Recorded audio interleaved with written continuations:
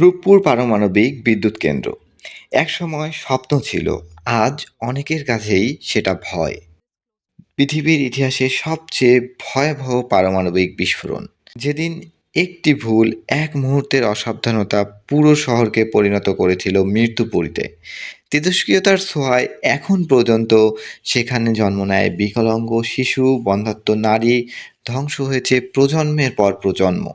এখন প্রশ্ন হচ্ছে, বাংলাদেশের রূপপুর পারমাণবিক বিদ্যুৎ কেন্দ্র দেখভাল কে করবে? এটা কি সত্যিই নিরাপদ? যদি সামান্য লিকেজ, ভুল অপারেশন বা দুর্বল রক্ষণাবেক্ষণ হয়, তাহলে কি হবে? একটা দুর্ঘটনায় যথেষ্ট। আমাদের উত্তর অঞ্চল, এমনকি অর্ধেক দেশকেই করে দিতে পারে অবসবাসযোগ্য।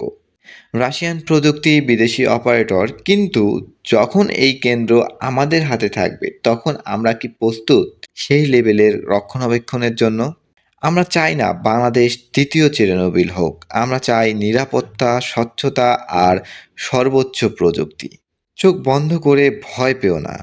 চোখ খোলা রেখো আর প্রশ্ন করো, আমরা কি সত্যিই নিরাপদ? That's an AI video with Kingtown AI lab.